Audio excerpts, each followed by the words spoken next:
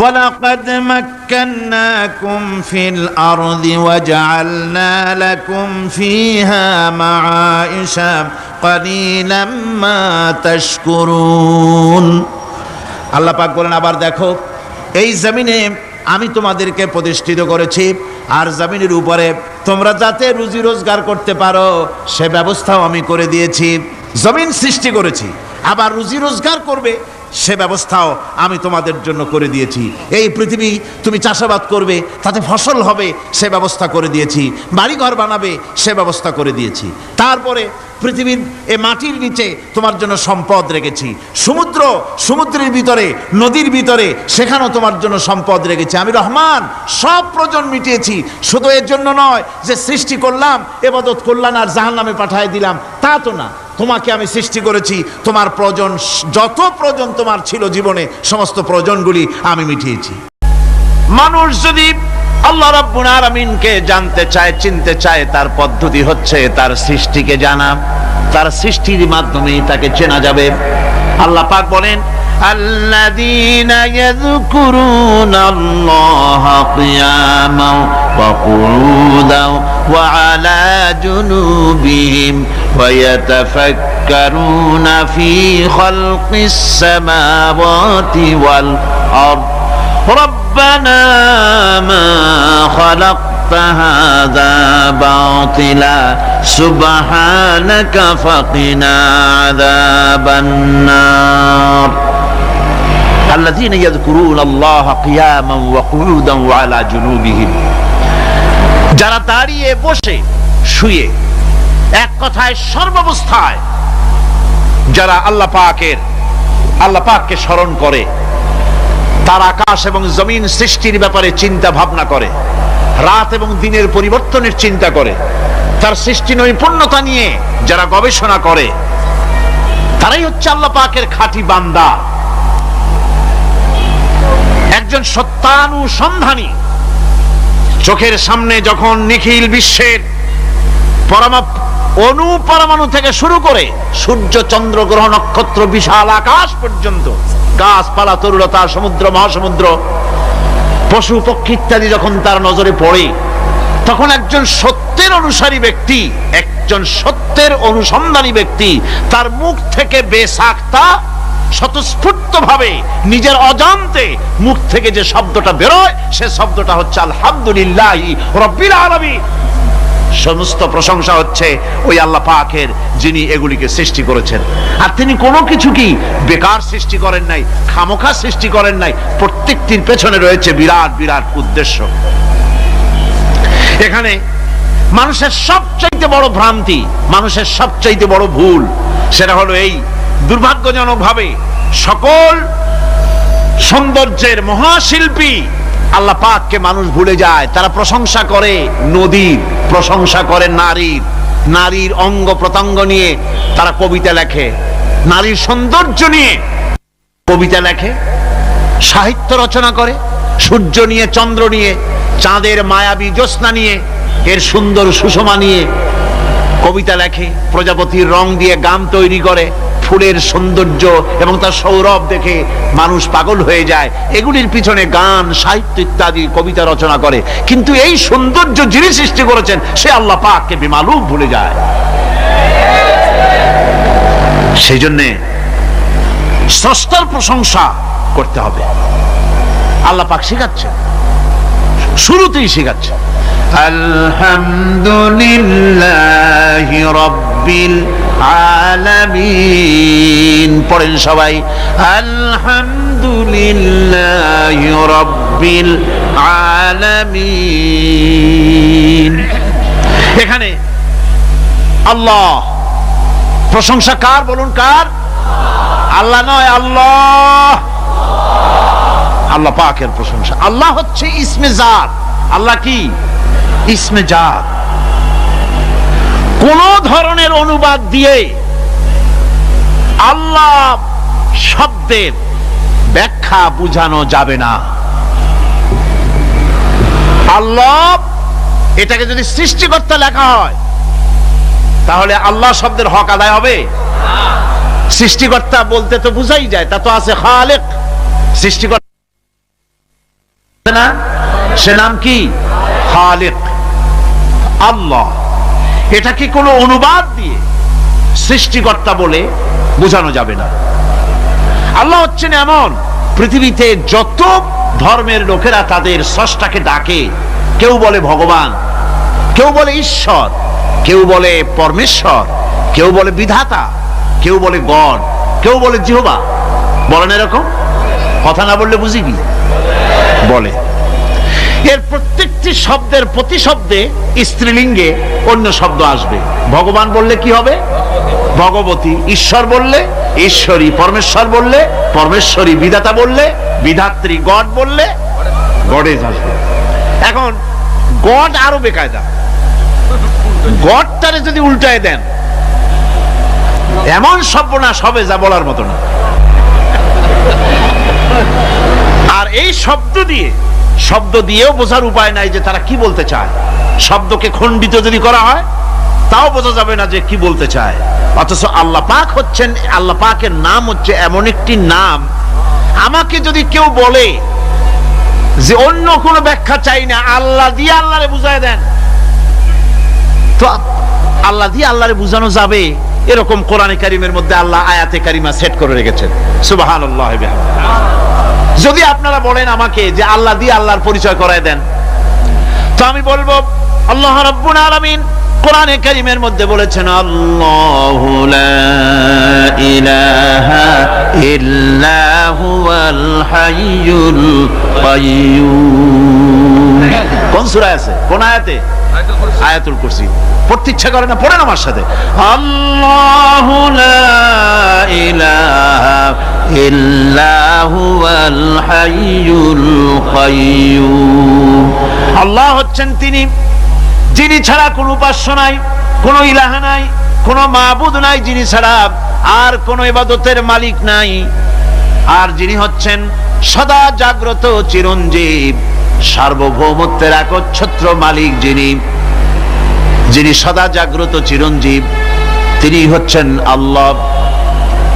এখন কেউ যদি বলেন আল্লাহ অক্ষর কি, এক একটা অক্ষর বাদ দিয়া আল্লাহরে চিনায় দেন, তাও চিনানো যাবে। আল্লাহর প্রথম অক্ষর যদি বাদ দেন কি থাকবে? কোরআনে কারীম বলছে তা দিয়েও বোঝা যাবে। লিল্লাহি মা ফিস সামাওয়াতি ওয়া মা ফিল আরদ। আল্লাহ হচ্ছেন তিনি যার জন্য আকাশ আর জমিন, আকাশ এবং জমিনের একচ্ছত্র মালিক। এর মাঝখানে যা কিছু আছে সব কিছুর মালিকানা যার হাতের মুঠায়, তিনি আমার আল্লাহ। তিনি কে? আল্লাহ। এরপরে যদি বলেন আর একটা নাম ছেড়ে দেন, আলিফ সাল্লাম একটা নাম ছেড়ে দিলাম, তাহলে কি থাকলো? লাহ থাকলো, দুইটা অক্ষর থাকলো লাহু। এই লাহু দিয়েও আল্লাহ রাব্বুল আলামিনের সিফাতকে, তার গুণকে বোঝা যাবে। লাহু মাকালিদুস সামাওয়াতি ওয়াল আরদ।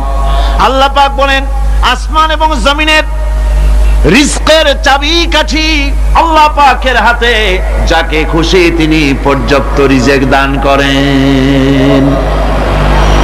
কেউ যদি বলেন লামটাও ভালায় দেন, লামটাও ছেড়ে দেন, দিলাম লাম একটা ছেড়ে, থাকলো কি? একটা অক্ষর থাকলো হু। এই হু দিয়ে আমার আল্লাহরে চেনা যাবে। ওয়া হুয়াল গফুরুল ওয়াদুদুল আরশিল মাজিদ ফাআলুল লিমা ইউরিদ। আমার আল্লাহ হচ্ছেন তিনি যিনি ক্ষমাশীল, যিনি দয়াবান, যিনি বান্দাকে মহব্বত করেন, যিনি হচ্ছেন আরশে আজিমের মালিক, তিনি হচ্ছেন সেই মহান সত্তা যিনি যা খুশি তাই করতে পারেন। সুতরাং আল্লাহ হচ্ছেন এমন এক লফজ, এমন এক নাম, এমন এক ইসমে জাত যার কোনো বিকল্প নাই, যা অনুবাদ করে আল্লাহকে স্রষ্টা বললে এটা সারবে না, সৃষ্টিকর্তা বললে সারবে না। আল্লাহ পাকের নামের বিরাট বিশাল ব্যাপক অর্থ রয়েছে। সুতরাং আল্লাহকে আল্লাহই বলতে হবে। আল্লাহকে কি বলতে হবে? আল্লাহ আল্লাহ আল্লাহ। কত মজাই নামে, সুবহানাল্লাহ বিহামদিহি, কত মজাই নামে। দেখেন আল্লাহ রাব্বুল আলামিন এমন রব, বাংলাদেশের কুকুর আর আমেরিকা ইউরোপের প্রধান দেশের কুকুর একরকম নয়। আমাদের দেশের পশু ইউরোপ আমেরিকা শীত প্রধান দেশের পশু একরকম নয়। তার কারণ হলো আমাদের দেশে শীত কম, নাতিশীতোষ্ণ অঞ্চলের মধ্যে খানিকটা পড়ে যায়। এখানে পশুদের গায়ে কম পশম থাকলে কোনো অসুবিধা নাই। ভেড়া, ঘোড়া, কুকুর, বন্য প্রাণীকে কেউ তো কম্বল দেয় না, ল্যাপ দেয় না, রাজাই দেয় না, খাতা দেয় না, চাদর দেয় না। আল্লাহ রাব্বুল আলামিন তিনি এমন রব, শীত প্রধান দেশের পশুদের গায়ে পশম দিয়া চিরস্থায়ী কম্বল জড়ায় দিয়েছেন। এটা হচ্ছে রব, প্রতিপালনের পদ্ধতি। কি সুন্দর করে তিনি প্রতিপালন করছেন, কি সুন্দর করে তিনি পশু পক্ষীগুলিকে তাদের আহার জোগাড় করছেন, প্রতিপালন করছেন। তিনি রব, মানুষকে সৃষ্টি করেছেন, আমাদেরকে সৃষ্টি করেছেন, সব চাইছেন। সুবহানাল্লাহ ওয়া বিহামদিহি, সকল প্রয়োজন মিটিয়েছেন, একটা জিনিস বাদ রাখেন না। আমাদের মুখে দাঁতের দরকার ছিল, মায়ের পেট থেকে দাঁত নিয়ে আসিনি। মায়ের পেট থেকে আসার পরে আমাদের খাবারের দরকার ছিল। লক্ষ্য করেন রব কারে বলে, লক্ষ্য করুন। মায়ের পেটের মধ্যে যখন ছিলাম ওখানে কোনো রোগের জীবাণু ঢুকতে পারে নাই। ফি করারিম মাকিন, একটি সুরক্ষিত জায়গায় আল্লাহ রাব্বুল আলামিন বাচ্চাকে রেখেছেন, যেখানে কোনো সর্দি হবে না, জ্বর হবে না, সর্দি হবে না, ব্রঙ্কাইটিস হবে না, ডায়াবেটিস হবে না, প্রেসার হবে না। মায়ের পেটের মধ্যে বাচ্চাকে এমন জায়গায় আল্লাহ যত্ন করে রেখেছেন। এই বাচ্চা যখন মায়ের পেট থেকে বেরিয়ে এলো তখন তার পরিবেশ অত্যন্ত খারাপ। এখানে পলিউশন আছে, এখানে কার্বন ডাই অক্সাইড আছে, এখানে বিষাক্ত হাওয়া আছে, এখানে দূষিত আবহাওয়া রয়েছে। প্রতি মুহূর্তে রোগ তাকে হামলা চালাতেছে। এই রোগের থেকে সে বাচ্চা বাঁচবে কি করে? এজন্য রব্বুল আলামিন তিনি এমন রব, মায়ের বুকের মধ্যে যে খাবার তৈরি করলেন বাচ্চার, ওই খাবারের মধ্যে বাচ্চার ওষুধ আল্লাহ পাক বানায়া দিলেন। মায়ের বুকের দুধ শুধু দুধ নয়, এটা ওষুধ। সুবহানাল্লাহ, এটা খাদ্য, এটা ওষুধ, এটা ভিটামিন, এটা ক্যালসিয়াম, এটা কার্বোহাইড্রেট, যা দরকার বাচ্চার জন্য সব আল্লাহ মায়ের দুধের মধ্যে দিয়ে দিলেন। যতক্ষণ বাচ্চা পেটে ছিল দুধ ছিল ঘন, যখন বাচ্চা মায়ের পেট থেকে বেরিয়ে এলো দুধটা হয়ে গেল পাতলা। এই পাতলা দুধটা খাবে, ওষুধ আছে এর মধ্যে, ভিটামিন আছে, খাইতে যেন বিস্বাদ না হয় একটু মিষ্টি দিয়ে দিলেন আল্লাহ, যাতে বাচ্চা মুখ ফিরায় না নেয়, সেজন্য খাইতে চায়। তারপরে যখন বাচ্চার হাড্ডি খেতে হবে, মাছ খেতে হবে, গোশত খেতে হবে, দুধের আর দরকার নাই। তার শরীরের ভিতরে রেজিস্ট্যান্স, রোগ প্রতিরোধক শক্তি তৈরি হয়েছে। এখন আরো ভালো খাবার দরকার। আল্লাহ রাব্বুল আলামিন মায়ের দুধকে শুকায় দিলেন, চুষলো আর পাওয়া যাবে না, দুধ শুকায় গেছে। এখন বাইরের খাবার খেতে হবে। আসছিল যখন বুকে দাঁত ছিল না, বাইরে যখন এলো দাঁতের যখন দরকার হলো, কোন আল্লাহর বান্দা কি আল্লাহর কাছে দরখাস্ত করেছেন যে আল্লাহ আমার কয়েকখান দাঁত দাও, দাঁত ছাড়া আমি চাবাই কেমনে? এই সবগুলি দাঁত কে সেট করে দিলেন? রব্বুল আলামিন দাঁতগুলিকে সেট করে দিলেন। বুকের মধ্যে দাঁত এসে গেল। আল্লাহ রাব্বুল আলামিন শরীরটাকে সাজিয়ে গুছিয়ে, হিউম্যান বায়োলজি যাকে বলা হয়, এই শরীরকে যে সুন্দর করে আল্লাহ পাক তৈরি করলেন বলে শেষ করা যাবে না। কত সুন্দর করে আল্লাহ পাক বানিয়েছেন। আপনার মাথার ভিতরে সেল তৈরি করা হলো, ব্রেন তৈরি করা হলো। এই ব্রেনটা শুকনা জায়গায় রাখা হয় নাই। শুকনা জায়গার মধ্যে ব্রেনটা যদি থাকতো, নড়াচড়া করে আপনার ব্রেনের যে টেকনোলজি আল্লাহ পাক ইউজ করেছেন সেটা অসুবিধাগ্রস্ত হতো। এই জন্য ক্রিম যেভাবে পানির মধ্যে ভাসা থাকে, পানির মধ্যে ভাসমান ক্রিম মাখন যেভাবে রাখা হয়, সামান্য পানির মতো করে এর ভিতরে ব্রেনটাকে রাখা হয়েছে। এই ব্রেনের ভিতরে, ব্রেন হচ্ছে পৃথিবীতে কম্পিউটার, আজকের পৃথিবীর শ্রেষ্ঠ আবিষ্কার। কিন্তু মানুষের মাথায় যে কম্পিউটার আল্লাহ পাক দান করেছেন, এই কম্পিউটারের সামনে দুনিয়ার কম্পিউটার এতিম। এবার লন্ডন গিয়েছিলাম, প্রত্যেক বছর 1.5 মাস 2 মাস সময় পাই, কিন্তু আপনারা দোয়া করেছেন এখন পার্লামেন্টে সময় দিতে হয় বেশি। বিদেশের সফর কমে গিয়েছে, 10 দিনের জন্য গিয়েছিলাম। ওরা আমাকে একটা ডায়েরি দিল, সেই ডায়েরিটার ভিতরে ডিজিটাল ডায়েরি, এই ডায়েরির মধ্যে তারা বলল যে এরকম, এই যে কাগজটা আপনারা দেখতে পাচ্ছেন, এই রকমের কাগজের 10 লক্ষ পাতা লিখতে যত কাগজ লাগে, এরকমের 10 লক্ষ পাতার লেখা ছোট্ট এই ডায়েরিটার মধ্যে ঢুকাই দেওয়া যায়। 10,000 টেলিফোন নাম্বারের মেমোরিতে তুলে দেওয়া যায়। এটা হচ্ছে লেটেস্ট আবিষ্কার। কিন্তু আল্লাহ পাক মানুষের যে ব্রেনটা তৈরি করলেন, পৃথিবীতে যা আছে এ সব কিছু একটা মানুষের ব্রেনের মধ্যে, সমস্ত তত্ত্ব, সমস্ত ফ্যাক্টস মানুষের মেমোরির ভিতরে ঢুকাবার পরেও আরো লক্ষ লক্ষ জায়গা বাকি থেকে যাবে, শূন্য থেকে যাবে, যা পূরণ হওয়ার নয়। এত বিশাল মেমোরি আল্লাহ পাক তার মানুষের মাথার মধ্যে তৈরি করে দিয়েছে। আল্লাহ পাক বলে, বান্দা যখন আমাকে ডাকে, আমি বান্দার একদম নিকটে, তার ঘাড়ের চাইতেও নিকটে। ওয়া নাহানু আকরাবু ইলাইহি মিন হাবলিল ওয়ারিদ। আমি আমার বান্দার সারা যে রগের উপরে তার মাথা, এর থেকেও আমি আমার বান্দার বেশি নিকটে। সুবহানাল্লাহ পড়ে। আমি তোমার কাছে, আমার কাছে মাপ চাও, যত বড় গুনাহ হোক। ওয়া ক্বালা রাব্বুকুম উদউনি আস্তাজিব লাকুম। তোমার প্রভু তোমাকে ডেকে বলেছে, আমাকে ডাকো, আমি মাফ করে দেবো। সুবহানাল্লাহ। কত বড় কথা, আমাকে ডাকো, নিরাশ হয়েও না, হতাশ হয়েও না। আল্লাহর গজব বেশি না রহমত বেশি? আল্লাহর রহমত বেশি। হাদিসে কুদসির ভিতরে এসেছে, আল্লাহ পাক বলেছেন, কোন বান্দা যদি আমার দিকে 1 বিঘত অগ্রসর হয়, আমার রহমত তার দিকে 1 হাত এগিয়ে যায়। কোন বান্দা যদি আমার দিকে হেঁটে আসে, আমার রহমত তার দিকে দৌড়ে যায়।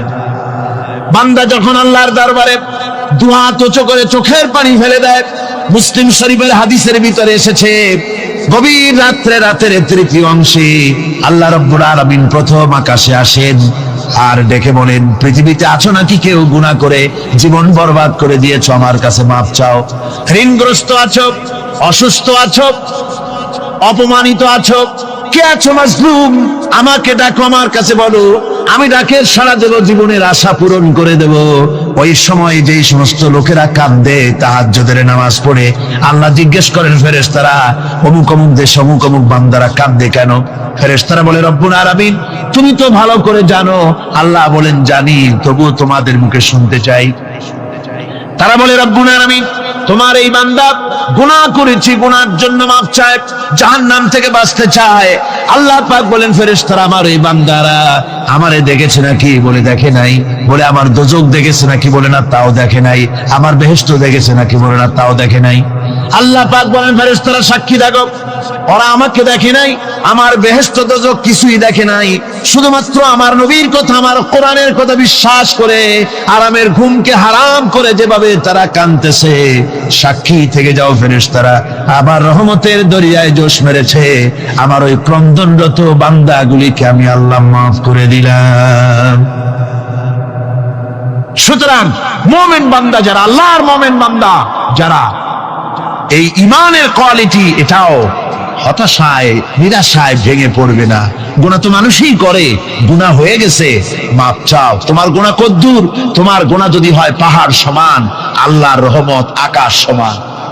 জাহান্নামের কঠিন শাস্তি থেকে বাঁচতে হলে আল্লাহর প্রতি ঈমান আনতে হবে। আর ঈমান আনলে যে কোয়ালিটি গুলি হওয়া উচিত, সেগুলি আমি আপনাদের সামনে আলোচনা করছি।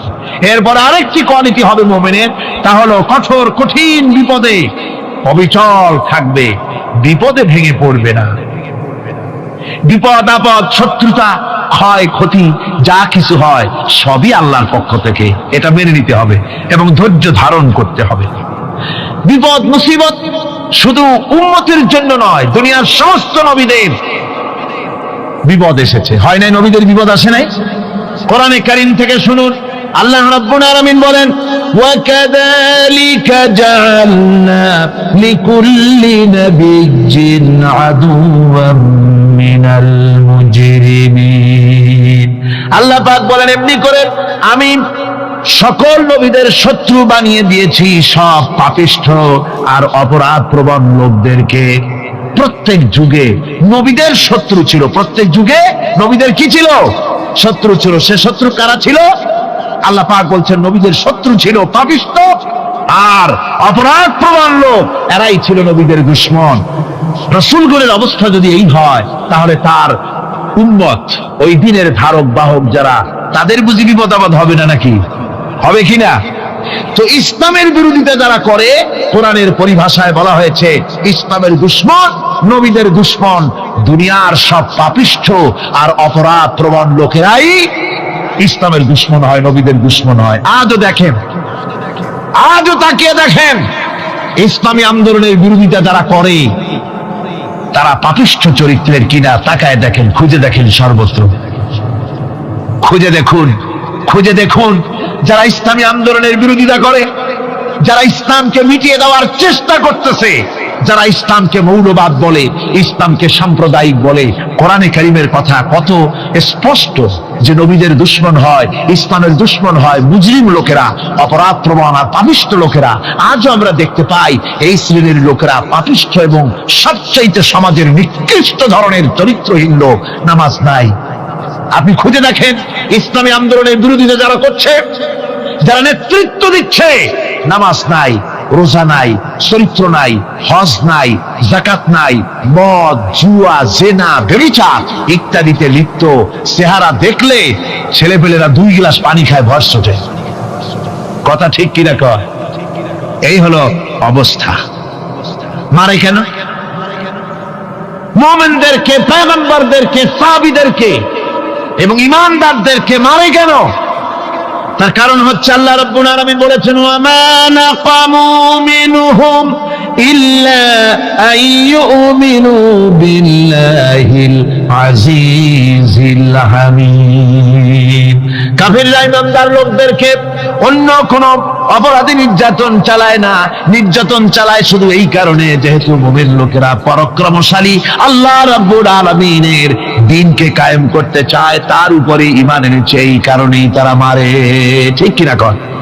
যুগে যুগে নবীদের উপরে, সাহাবীদের উপরে যে অত্যাচার হয়েছে, সে অত্যাচার এই কারণেই হয়েছে, অন্য কোনো কারণে নয়।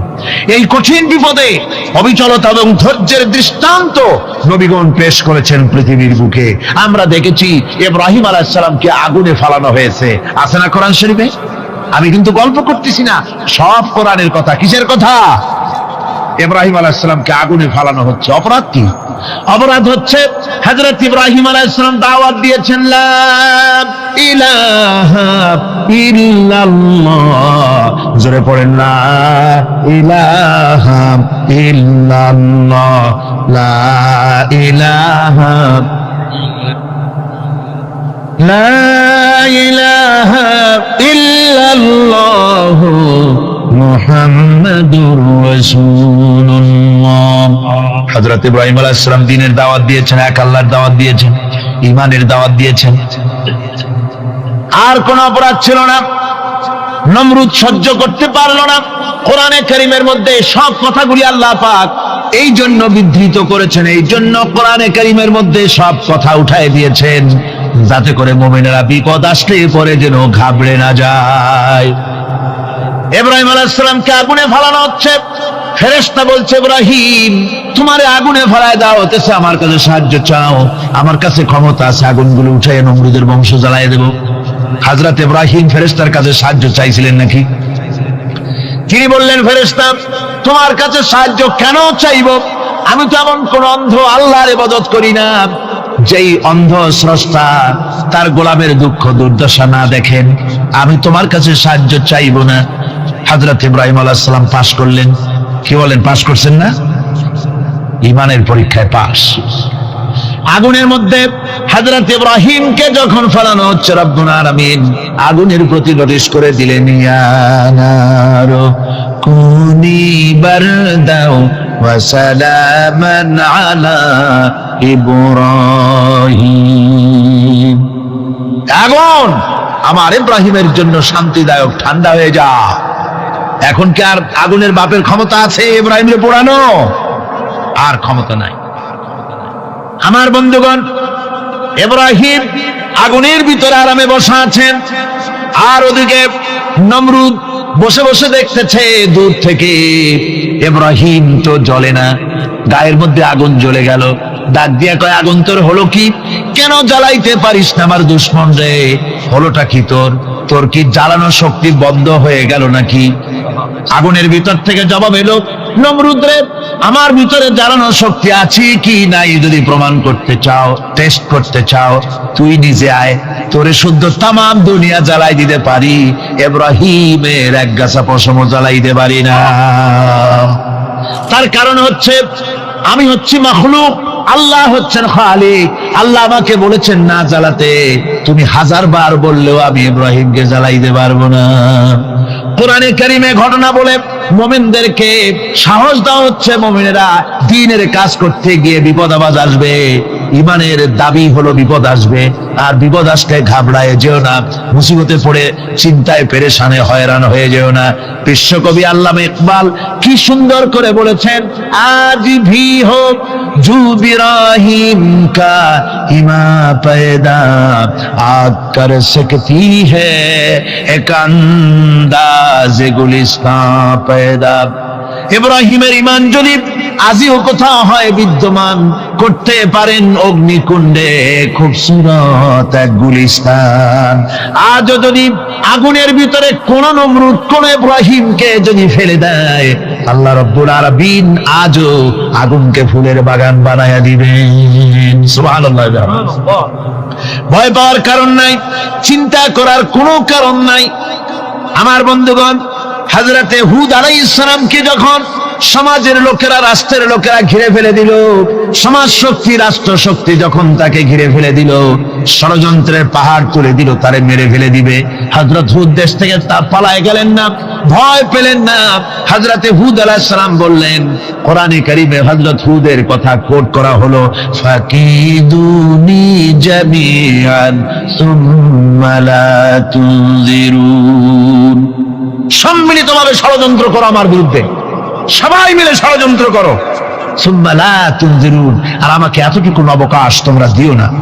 ইন্নী তাওয়াক্কালতু আলাল্লাহি রাব্বি ওয়া রাব্বিকুম, আমি ভরসা করেছি সেই আল্লাহর উপরে যার কুদরতি হাতের ভেতরে, যিনি আমাদের রব তোমাদেরও রব, আর যার কুদরতি হাতের ভিতরে তামাম পৃথিবীর জানগুলি যার হাতে, সে আল্লাহর উপরে ভরসা করেছি। ষড়যন্ত্র যদ্দূর আছে করতে থাকো, আমি ষড়যন্ত্র পরোয়া করি না। সুবহানাল্লাহ। এটাই হলো মুমিনের কোয়ালিটি। শুধু ঈমান, লা ইলাহা ইল্লাল্লাহ মুহাম্মাদুর রাসূলুল্লাহ, গরুর গোশত খাই, আর রবিউল মাস আসতে পরে ইয়া নবী সালাম আলাইকা, ইয়া রাসূল সালাম আলাইকা, তারপরে গরম গরম জিলাপি আর রসগোল্লা খাইলাম খুব বেশি করিয়া, এর নাম মুমিন নয়। মুমিন হচ্ছে তার চলায় ফেরায় ওঠায় বসায় সাহসিকতার এক আন্দাজ তৈরি হবে সে। আমার ভাইয়েরা, বিপদে অবিচলতা আমাদেরকে পয়গম্বরেরা শিক্ষা দান করেছেন। আমরা দেখতে পেয়েছি বিশ্বনবী জনাবে মুহাম্মদুর রাসূলুল্লাহ সাল্লাল্লাহু আলাইহি ওয়াসাল্লাম হিজরতের রাত, কাফেররা চতুর্দিকে দাঁড়ানো, হযরত জিবরাইল এসে বলেন, ইয়া রাসূলুল্লাহ, হে কাফেররা চতুর্দিকে ঘিরে দাঁড়িয়েছে, গভীর রাত, এখন হাতে তাদের তরবারি, সকাল হলে পরেই তারা আপনাকে মেরে ফেলে দিবে, তাড়াতাড়ি ওঠেন, মদিনার দিকে চলে যান। আল্লাহ নবী ঘুমের থেকে জেগে হযরত আলীকে ডেকে বলেন, আলী, আল্লাহ অর্ডার করেছেন, আমি মদিনায় চললাম, আমার বিছানার পরে আমার চাদর গায়ে দিয়ে শুয়ে থাকো। হযরত আলী বলেন, আল্লাহর হাবিব, আপনার চাদর গায়ে দিয়ে ঘুমিয়ে থাকবো, সকালবেলায় কাফির বেঈমানেরা আপনার বিছানার পরে আপনার চাদর গায়ে দেওয়া অবস্থায় আমি আলীকে তারা মুহাম্মদ মনে করবে, আর আমি আলীকে নবী মনে করে তারা তাদের তরবারি দিয়া কেটে কেটে টুকরা টুকরা করে আমারে বিদায় করে দেবে দুনিয়া থেকে। এতটুকুনো পরোয়া করি না, বরং আমার দিলের মধ্যে এটাই তৃপ্তি থাকবে যে আমি আলীর জীবনের বিনিময় আল্লাহর হাবিব দুনিয়ায় বেঁচে আছেন।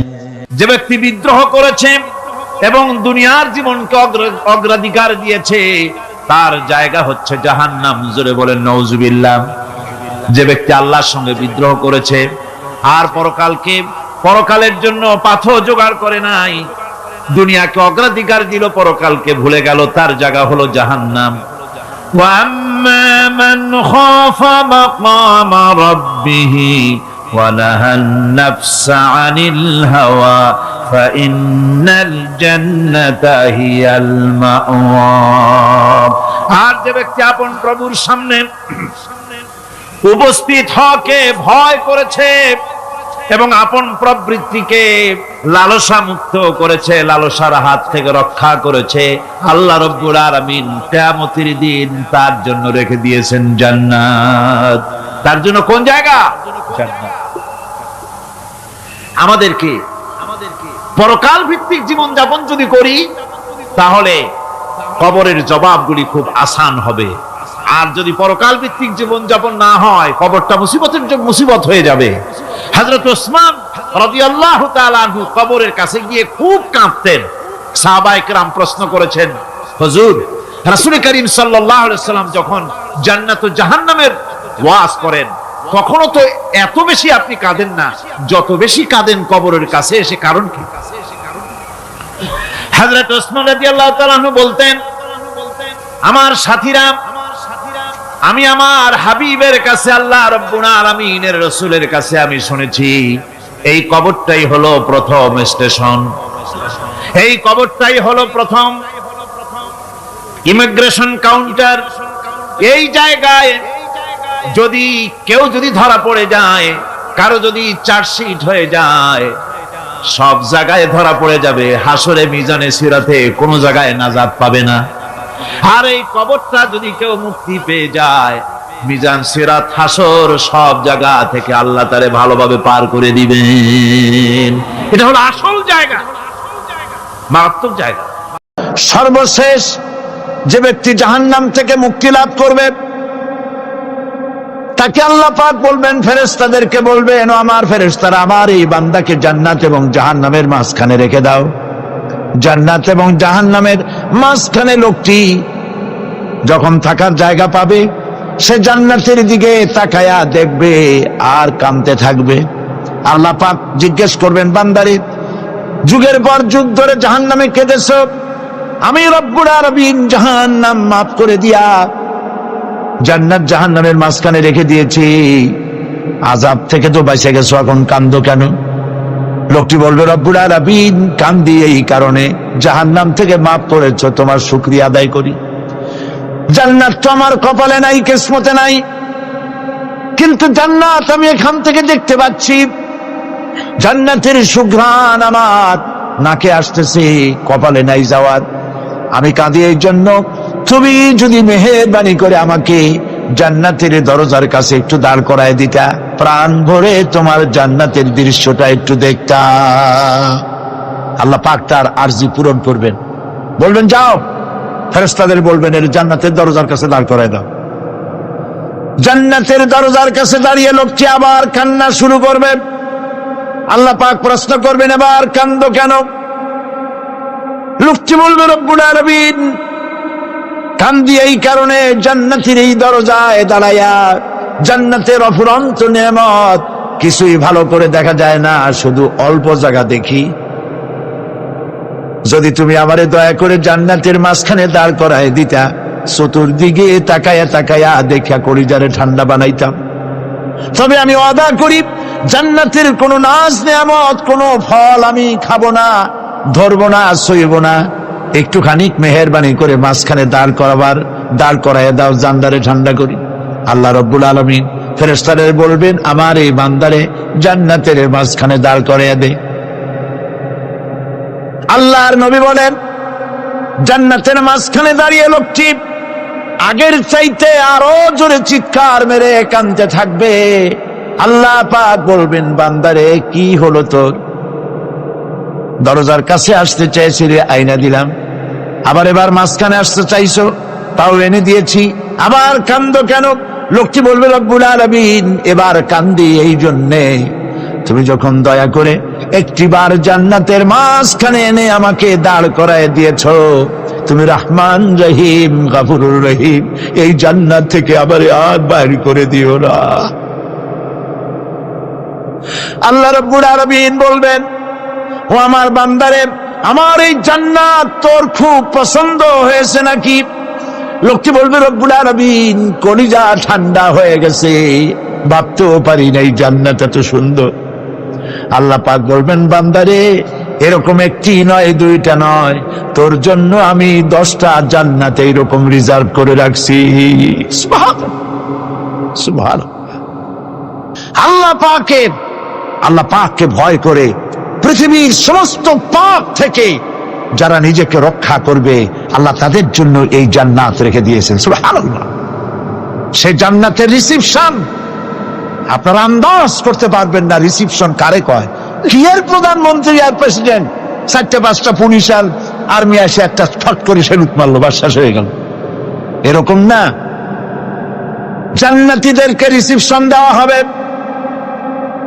জান্নাতীরা যখন আল্লাহর হুকুমে জান্নাতের দিকে যেতে লাগবে, আর যখন জান্নাতের কাছে চলে যাবে, আল্লাহ রাব্বুল আলামিন শোনায় দিচ্ছেন, হাত্তা ইযা জাউহা ফুতিহাত আবওয়াবুহা ওয়া ক্বালা লাহুম খাজানাতুহা সালামুন আলাইকুম তিবতুম ফাদখুলুহা খালিদিন। সুবহানাল্লাহ। জান্নাতীরা যখন জান্নাতে প্রবেশ করার দরজার মুখোমুখি হবে, তার রক্ষীগণ তখন বলবে, সালামুন আলাইকুম, আল্লাহর শান্তি তোমাদের উপরে বর্ষিত হোক। সুবহানাল্লাহ। দুনিয়ার টাটকা টাটকা সুখগুলি 2 পা দিয়ে ঠেলে দিয়েছো, টাটকা সুখগুলি গ্রহণ করো নাই, হারাম খাও নাই, আল্লাহর দ্বীন কায়েমের জন্য রক্ত দিয়েছো, জীবন দিয়েছো, কষ্ট করেছো, আল্লাহকে ভয় করেছো। আমাদের সালাম গ্রহণ করো, জান্নাতের মধ্যে ঢুকে যাও চিরকালের জন্য। সুবহানাল্লাহ। আর বাইরে হওয়া লাগবে না, চিরকাল এই জান্নাতের মধ্যে তোমরা বসবাস করতে পারবে, আল্লাহ রাব্বুল আলামিনের ফেরেশতারা বলে দিবে। জান্নাতের মধ্যে আল্লাহ পাক হুরদের সঙ্গে জান্নাতীদের বিয়ের ব্যবস্থা করে দিবেন। কোরআনে কারিমে আল্লাহ পাক বলেন, মুত্তাকিইনা আলা সুরুজিম মাসফুফাতিন ওয়া যাওয়াজনাহুম বিহুরিন ঈন। সামনাসামনি ভাবে সাজানো সারি সারি আসন সমূহের উপর তারা ঠেস লাগায় বসে থাকবে, আর আল্লাহ রাব্বুল আলামিন হুরদের সাথে জান্নাতীদের বিয়ের ব্যবস্থা করে দিবেন। যেসব হুরের সঙ্গে বিয়ে হবে তাদের আল্লাহ পাক বিবরণ দিচ্ছেন কি রকম হবে তারা। লাম ইয়াতমিসহুন্না ইনসু ওয়ালা জান। এর পূর্বে জিন এবং ইনসান এদেরকে কেউ স্পর্শ করে নাই। কি রকম তারা? কাআন্নাহুন্নাল ইয়াকুতু ওয়াল মারজান। যেমন ঝিনুকের ভিতরে মণিমুক্তা থাকে, এইভাবে আল্লাহ পাক তাদেরকে পবিত্র করে রেখে দিয়েছেন। আমার প্রিয় ভাইরা, আল্লাহ রাব্বুল আলামিন কোরআনে কারীমের ভিতরে বলেছেন, ফাবিআইয়ি আলা'i রাব্বিকুমা তুকাযযিবান। জান্নাত দান করে আল্লাহ পাক এবার জান্নাতীদেরকে সম্বোধন করে বলবেন, ইয়া ইবাদি লা খাউফুন আলাইকুমুল ইয়াওমা ওয়ালা আনতুম তাহজানুন। হে আমার বান্দারা, লা খাউফুন আলাইকুমুল ইয়াওম, আজ আর কোনো ভয় নাই। সুবহানাল্লাহ, সুবহানাল্লাহ। আজ আর কোনো ভয় নাই, কোনো চিন্তাও নাই, আরামে এই জান্নাতের মধ্যে বসবাস করো। এরপরে আল্লাহ পাক জিজ্ঞেস করবেন, ও আমার জান্নাতীরা, আমি যেসব ওয়াদা করছিলাম আমার ওয়াদা মোতাবেক সমস্ত নিয়ামত পেয়েছো? তারা বলবে, হ্যাঁ পেয়েছি, সব নিয়ামত আপনার ওয়াদা মোতাবেক সব পেয়েছি। আল্লাহ রাব্বুল আলামিন বলবেন, সব পাও নাই, ওয়ালাদাইনা মাজিদ, আমার কাছে আরো বেশি আছে। সুবহানাল্লাহ, আমার কাছে আরো বেশি আছে। জান্নাতীরা বুঝবে না সে আরো বেশিটা কি, এর থেকে আর বেশি কি। প্রিয় ভাই সব, নবী করিম সাল্লাল্লাহু আলাইহি সাল্লাম বলেছেন, জান্নাতের সুখ আর শান্তি কোন চোখ নাই যা দেখেছে, যা কোন অন্তঃকরণ নাই যা কল্পনা করতে পেরেছে। এই জান্নাত মুত্তাকিদের জন্য আল্লাহ রাখছেন। সুবহানাল্লাহ। জান্নাতীরা ভাবতেও পারবে না সেই নিয়ামতগুলি কি। প্রিয় ভাই সব, সেই মুহূর্তে আল্লাহর নবী মুহাম্মদ রাসূলুল্লাহ সাল্লাল্লাহু আলাইহি ওয়াসাল্লাম বলবেন, রব্বুল আলামিন, আমার উম্মতেরা জান্নাতীরা বুঝতে পারে নাই আপনার কাছে কি নিয়ামত আরো বেশি আছে। আমার এই উম্মতেরা জান্নাতীরা আপনার ওয়াদা মোতাবেক সব পেয়েছে, কিন্তু একটি জিনিস এখনো তাদের কিসমতে হয় নাই। সেই জিনিসটা হলো, যারা তার রবকে না দেখে শুধু কোরআন আর হাদিসের কথা শুনে আরবের ঘুম হারাম করে তাহাজ্জুদের নামাজ আদায় করেছিল, চোখের পানি ফেলেছিল, যারা জান্নাত দেখে নাই, জাহান্নাম দেখে নাই, আপনাকে ভয় করে যারা জীবন পরিচালনা করেছিল, যারা আপনাকে দেখে নাই, না দেখে শুধু কোরআন হাদিস বিশ্বাস করে যারা অকাতরে নিজেদের জীবন বিলায় দিয়েছিল, এই জান্নাতীরা এখন পর্যন্ত তার রবকে দেখতে পারে নাই। আল্লাহ রাব্বুল আলামিন তার সামনে থেকে 70,000 পর্দা সরে যাবে। আল্লাহ পাক বান্দাদের আরজি পুরা করার জন্য জান্নাতীদের সামনে তিনি জালোয়া ফরোজ হবে। কোরআন শরীফের ভিতরে আল্লাহ পাক বলে, জান্নাতীরা তারা আল্লাহর দিকে, জান্নাতীরা তার রবের দিকে তাকিয়ে থাকবে, আর রব তার বান্দাদের দিকে তাকাইয়া থাকবে। প্রাণ ভরে জান্নাতীরা রবকে দেখবে, সুবহানাল্লাহ, আল্লাহ পাককে দেখবে।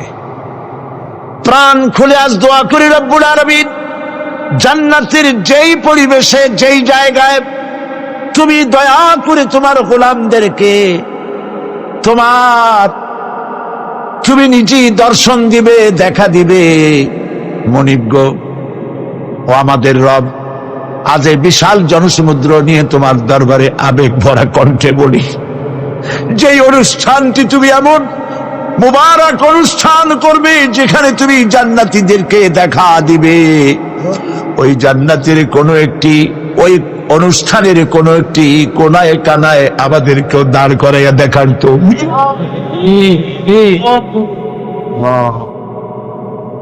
ভাই সব, আল্লাহ রাব্বুল আলামিন মানুষের সামনে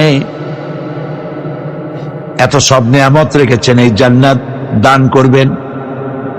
এরপরে আল্লাহ রাব্বুল আলামিন কোরআনে কারীমের মধ্যে বলেছেন, রব্বিস সামাওয়াতি ওয়াল আরদি ওয়া মা বাইনাহুমার রাহমানি লা ইয়ামলিকুনা মিনহু খিতাবা। এসব পুরস্কার রয়েছে তোমাদের সেই রবের পক্ষ থেকে যিনি আকাশ আর জমিনের মালিক। সুবহানাল্লাহ বলবেন না? যার সামনে কথা বলার ক্ষমতা কারো হবে না। এটি একটি মারাত্মক কথা। কিয়ামতের দিন আল্লাহর দরবারে কেউ কথা বলতে পারবে না আল্লাহর নির্দেশ ছাড়া। একটি আকীদা পরিষ্কার করে নিয়ে যান আপনাদের, সে আকীদাটা এভাবে পরিষ্কার করুন, কোন পীর সাহেব, কোন খাজা বাবা, কোন মাওলানা, কোন মুহাদ্দিস, কোন বুজুর্গ আপনাকে সুপারিশ করতে পারবে না যদি না আল্লাহ পাক তাকে কথা বলার তৌফিক না দেয়। মনে থাকবে এটা। আয়াতুল কুরসির ভিতরে আমরা পড়ি, মান যাল্লাযী ইয়াশফাউ ইনদাহু ইল্লা বিইজনিহি।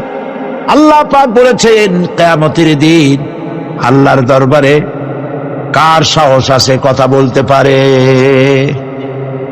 মান যাল্লাযী ইয়াশফাউ ইনদাহু ইল্লা বিইজনিহি, আল্লাহর অর্ডার ছাড়া, হুকুম ছাড়া আল্লাহর সামনে কথা বলার সেদিন কেউ থাকবে না। সুবহানাল্লাহ, কেউ কথা বলতে পারবে না।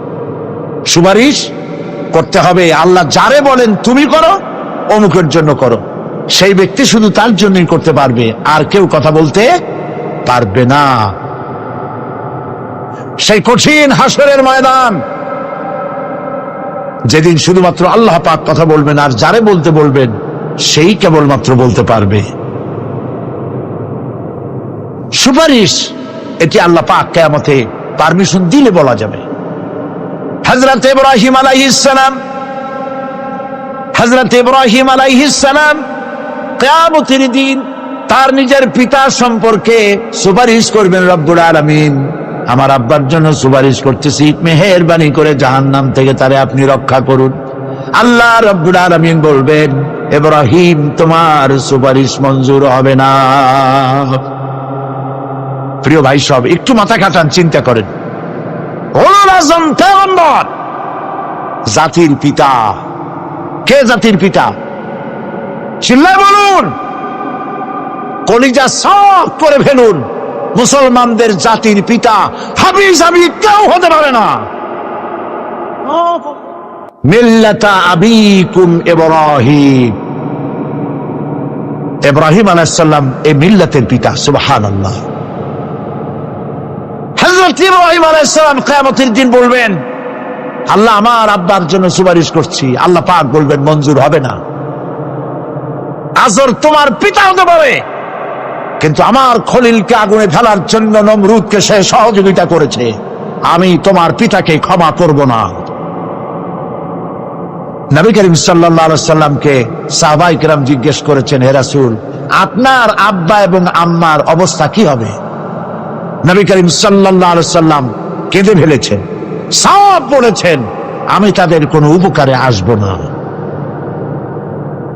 আল্লাহু আকবার।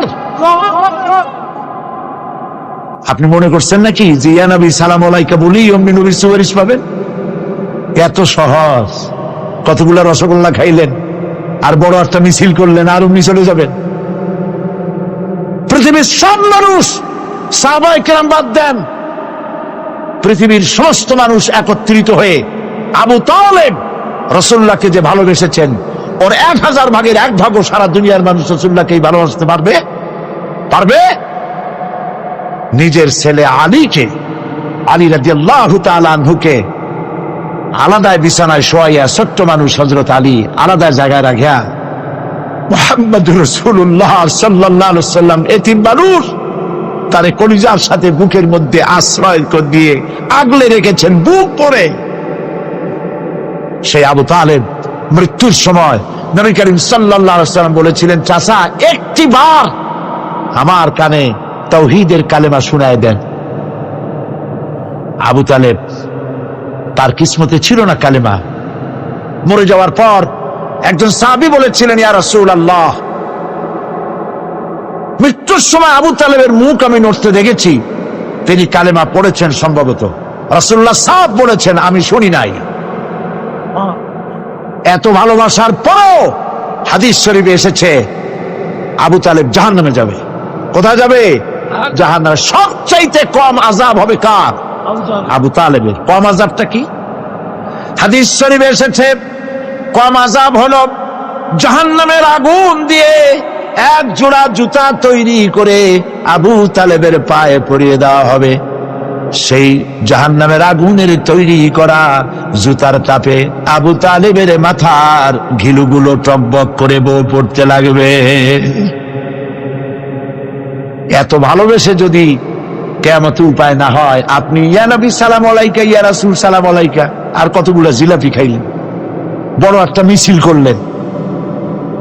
প্রিয় ভাই সব, এইসব বিদআত ছাড়ুন, এগুলি সুস্পষ্ট বিদআত। রাসূলুল্লাহকে ভালোবাসবেন, সাহাবীরা যেভাবে ভালোবেসেছেন ওইভাবে ভালোবাসবেন। আল্লাহ রাব্বুল আলামিন বলেন, যালিকাল ইয়াউমুল হক ফামান শাআ আত্তাখাযা ইলা রাব্বিহি মাআবা। এই দিনটি অবশ্যই আসবে, সেদিনটি নিশ্চিতভাবে আসবে। আর এখন যার ইচ্ছা সে তার রবের দিকে অগ্রসর হোক।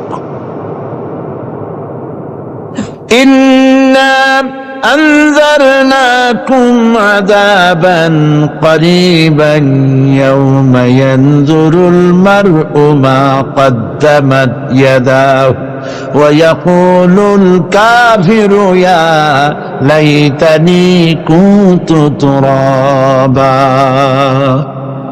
إنا أنذرناكم عذابا قريبا খুব নিকটবর্তী একটি আযাব সম্পর্কে আমি তোমাদেরকে সতর্ক করে দিলাম। কে বলতেছেন? আল্লাহ পাক।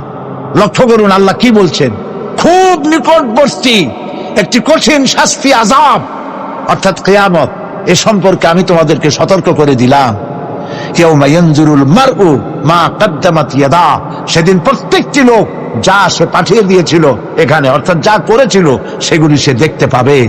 আর তখন ওয়ায়াকুলুল কাফিরু ইয়া লাইতানি কুনতু তুরাবা, সেই কিয়ামতের ময়দানে অবস্থা দেখে কাফেররা বলবে, আহারে মানুষ না হইয়া যদি মাটি হইয়া যেতাম, যদি মাটি হতাম, যদি মানুষ না হয়ে না জন্মতাম, আজ এই হাসরের ময়দানে এইখানে এই বিচারের মুখোমুখি হতাম না, মাটি হইলে বরং অনেক ভালো হতো।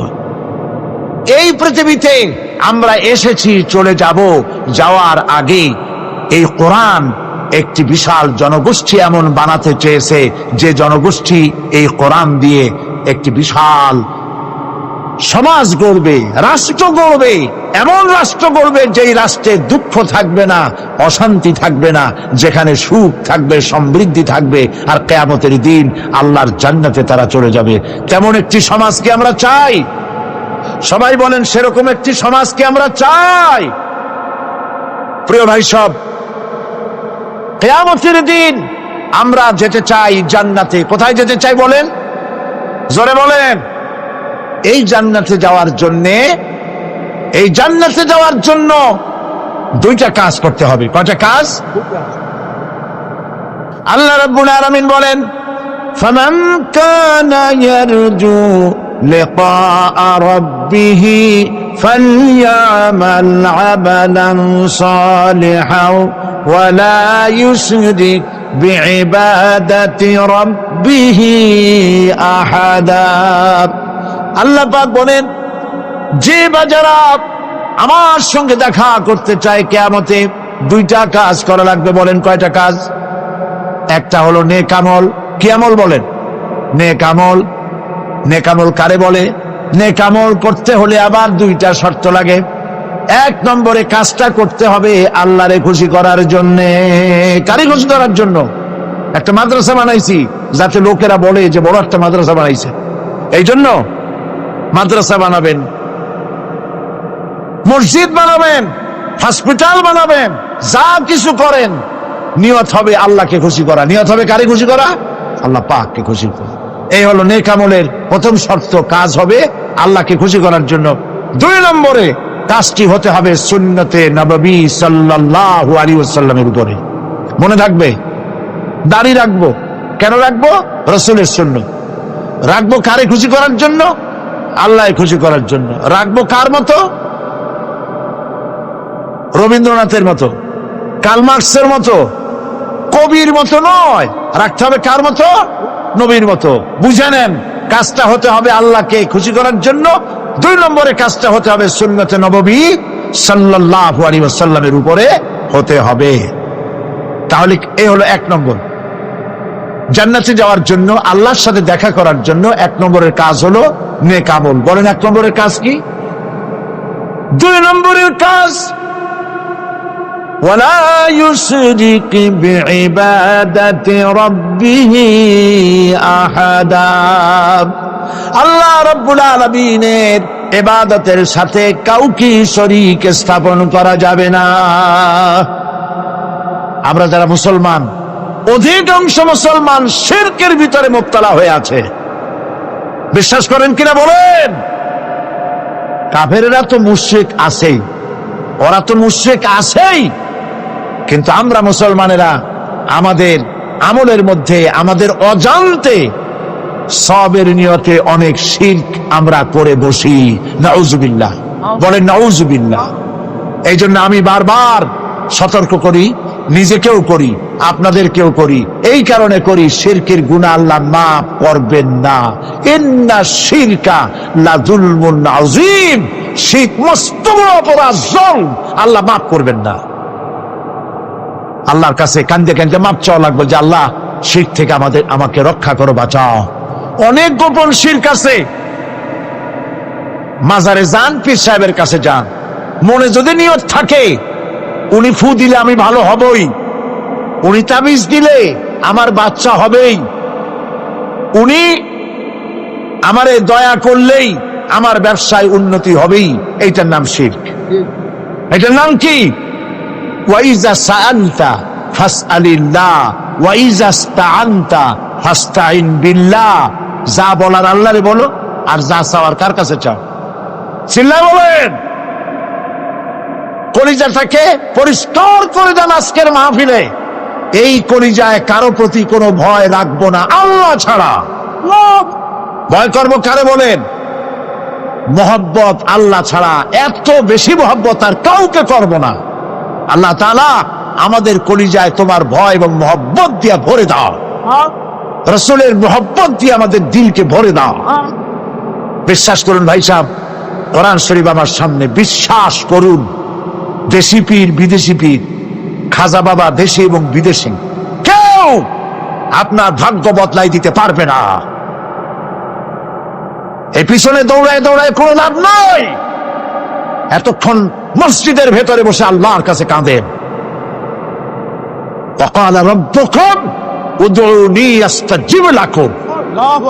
তোমার রব বলেছে আমারে ডাকো, আমি ডাকের সাড়া দিয়ে দেব। সুবহানাল্লাহ।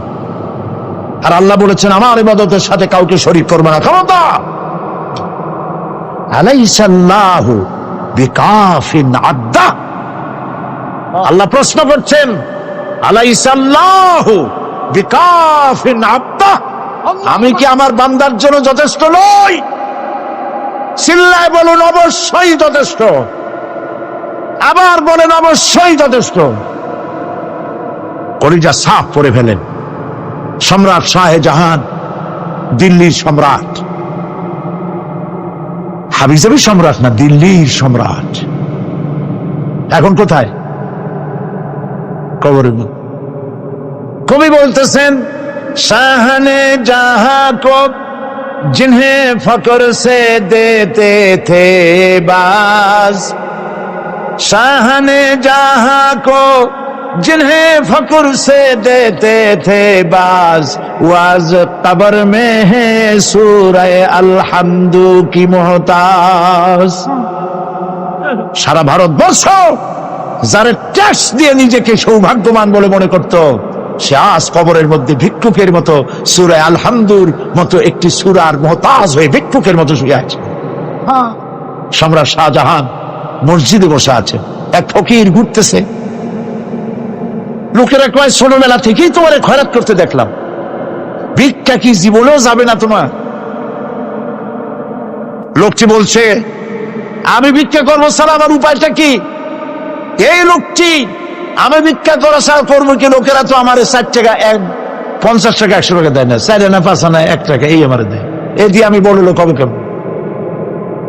লোকটি বলছে, আচ্ছা দেখো, তুমি তো জায়গা মতো যাইতে পারো নাই, বাদশার কাছে যাও, এমন দেওয়া দেবে জীবনে আর খয়রাত করা লাগবে না। তো বাদশার কাছে কি খয়রাতি যাইতে পারে কোনোদিন? হ্যাঁ, এখন পারবা। কেমনে? সম্রাট শাহজাহান এখন একা একা মসজিদে আছেন। তখনকার এসব বাদশারা অনেকে নামাজি ছিলেন, দিনদার ছিলেন। ফকির দরজার কাছে দাঁড়াইয়া দেখতে পাচ্ছে কেউ নাই, দেহরক্ষীরা দূরে দূরে দাঁড়ানো। বাদশাহ মসজিদের ভেতরে বসে হাত তুলে ঝুলতেছে আর কাঁদতেছে, চোখের পানি দিয়া দাঁড়িয়ে ভিজে ভিজে পড়ছে। এই দৃশ্য অনেকক্ষণ দেখলো ফকির। কিছুক্ষণ পর সম্রাট শাহজাহান মসজিদ থেকে বেরিয়ে আসছে। ফকির বলছে, আসসালামু আলাইকুম হুজুর। তিনি বললেন, ওয়ালাইকুম আসসালাম। চলে গেল। বাদশা বলল, আমার কাছে তো কেউ আইসা কিছু না চাইয়া তো যায় না, এরে দেখলাম খয়রাতির মতো কিছু চাইলো না, বেটা ভয় করলো নাকি? আমি আদিক আসো। আসছে। ভয় পাইছো? না, ভয় পাইনি। তো কিছু যে চাইলে না? ফকির বলছে, জাহাপানা, সত্যিই কিছু চাইতে আসছিলাম, তারপর চাইলে না কেন? ফকির বলছে, জাহাপানা, সারা জীবন ভিক্ষা করেছি, আর আজ দিল্লির সম্রাটের কাছে বেশি পাওয়ার লোভে এসেছি না, কিন্তু আপনার দশা দেখা আমার জ্ঞানের চোখ খুলে গেছে। আমি লক্ষ্য করে দেখলাম আমি সম্রাটের কাছে চাইতে এসেছি, হাত তুলি নাই, বিনয় প্রকাশ করি নাই, চোখের পানি ফেলি নাই, কিন্তু লক্ষ্য করে দেখলাম দিল্লির সম্রাট আমার চাইতেও বড় ভিক্ষুকের মতো। আবার কোন সম্রাটের কাছে হাত তুলে কান্দে? আমার জ্ঞানের চোখ খুলে গিয়েছে, আমি বুঝতে পেরেছি সম্রাট কান্দে যেই সম্রাটের কাছে, তারে ছাড়া আর কারো কাছে জীবনে চাইব না। এই কথাই সূরা ফাতিহায় প্রত্যেকদিন পড়ি, বুঝি না কি পড়ি। ইয়াকা না'বুদু ওয়া ইয়াকা নাস্তাঈন। আয় আল্লাহ, একমাত্র তোমার গোলামি করি আর তোমার কাছে সাহায্য চাই, তুমি ছাড়া কারো কাছে সাহায্য চাই না। কলিজা সাফ করুন। কোন মরা পীর, কোন জিন্দা পীর আপনার মনের আশা পুরা করতে পারবে না, পারবে না, পারবে না। ওয়াসি সেদিন শপথ নিয়েছিলেন রব্বুল আলামিন, আমি জাহালাতের কারণে যেই বল্লম দিয়ে ইসলামের একজন শ্রেষ্ঠ সন্তানকে আমি শহীদ করে ফেলেছিলাম, আমি বুঝতে পারি নাই। ওই বল্লমটা আমি হেফাজতে রেখে দিয়েছি। তুমি আমার এই দোয়া মঞ্জুর করো, আমি যেন এই বল্লম দিয়ে এই পৃথিবীর নিকৃষ্ট ইসলামের কোন দুশ্মনকে যেন আমি শেষ করে দিতে পারি। আল্লাহ পাক দোয়া তার মঞ্জুর করে নিলেন।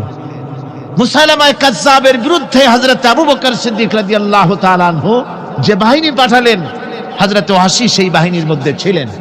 আর তিনি সেই বল্লমটা দিয়া, যে বল্লম দিয়ে তিনি হযরত হামজাকে শহীদ করেছিলেন, সেই বল্লমটা দিয়েই ইসলামের নিকৃষ্ট শত্রু মুসাইলামা কাযযাবকে দুনিয়া থেকে তিনি বিদায় করে দিলেন। দাউদ আলাইহিস সালামকে আল্লাহ রাব্বুল আলামিন এমন মুজিজা দিলেন, তিনি যখন লোহা মুঠো করে ধরতেন হাতের ভিতরে, লোহা পানি হয়ে হাতের ফাঁকের মধ্য দিয়া তা পড়ে যেত পানি হয়ে। এভাবে মুজিজা তাকে দেওয়া হলো। সুলাইমান আলাইহিস সালামের মুজিজা ছিল তক্তার উপরে বসতেন, ইঞ্জিন লাগতো না, মেশিন লাগতো না, বিনা ইঞ্জিনে বিনা মেশিনে তক্তা হাওয়ার উপরে উড়ে সারা পৃথিবী ঘুরে আসতেন। ঈসা আলাইহিস সালামের মুজিজা ছিল জন্মদের চোখের উপরে হাত বুলিয়ে দিতেন, সঙ্গে সঙ্গে চোখ তার ভালো হয়ে যেত। আবার কুষ্ঠ ব্যাধিগ্রস্ত লোকের গায়ে হাত বুলিয়ে দিলে তার শরীর ভালো হয়ে যেত। এটা ছিল তার মুজিজা। রাসূল পাক সাল্লাল্লাহু আলাইহি ওয়াসাল্লামের সময় মুজিজা, তার সময় প্রভাব ছিল সাহিত্যের। সাহিত্য আর কবিত্বের এত বেশি প্রভাব বিস্তার হলো, তারা কবিতা লিখে লিখে রচনা করে করে কাবা শরীফে লাগাই দিত। পারলে এই কবিতার সাথে মোকাবেলা করো এই চ্যালেঞ্জের। আল্লাহ রাব্বুল আলামিন সেই সময় কোরআনে কারীমকে অবতীর্ণ করে দিলেন। কোরআনে কারীম দুনিয়ার সমস্ত সাহিত্য আর কবিত্বের সমস্ত মানকে ছাড়িয়ে চলে গেছে এমন এক পর্যায়ে, কিয়ামত পর্যন্ত কোরআনের সাহিত্যের ভাবধারা এর মানকে উতরে যেতে পারবে এমন সাহিত্যের জন্ম আজও হয় নাই, ভবিষ্যতেও হবে না। রব্বানা যালামনা আনফুসানা ওয়া ইন লাম তাগফির লানা ওয়া তারহামনা লানাকুনান্না মিনাল খাসিরিন। ربنا لا تزغ قلوبنا بعد إذ هديتنا وهب لنا من لدنك رحمة إنك أنت الوهاب। আয় আল্লাহ তাআলা, হাজার হাজার মুসলমান নরনারী ঠান্ডাকে উপেক্ষা করে তোমার দ্বীনের কথা শোনার জন্য, কোরআনে কারীমের কথা শোনার জন্য এই মাঠে এসে হাজির হয়েছে। আল্লাহ তুমি দয়া করে মেহেরবানি করে আলোচনার সওয়াবটুকু হুজুরে পুরনূর সাল্লাল্লাহু আলাইহি ওয়াসাল্লামের রূহ মুবারকে পৌঁছে দাও। রব্বুল আলামিন, আমাদের মধ্য থেকে যাদের মা বাপ দুনিয়া থেকে জনমের মতো বিদায় হয়ে গেছে, আল্লাহ কবরে যদি আযাব থাকে দয়া করে আযাব মাফ করে দাও। আল্লাহ আমাদের মা বাপের উপরে তোমার রহমত নাজিল করো। রব্বিরহামহুমা কামা রাব্বায়ানি সগীরা, রব্বিরহামহুমা কামা রাব্বায়ানি সগীরা। হে আল্লাহ রাব্বুল আলামিন, এই মাহফিলে যত লোক আছি আমরা, কার কোন ব্যাধি আছে, রোগ আছে, আমরা তুমি ভালো করে জানো। আমাদের প্রত্যেকের ব্যাধিকে তুমি শিফায়ে আজলা দান করে দাও। আল্লাহুম্মা হাব্বিব ইলাইনাল ঈমান ওয়া যায়্যিনহু ফি কুলুবিনা ওয়া কাররিহ ইলাইনাল কুফরা ওয়াল ফুসুকা ওয়াল ইসয়ান ওয়াজআলনা মিনার রাশিদিন।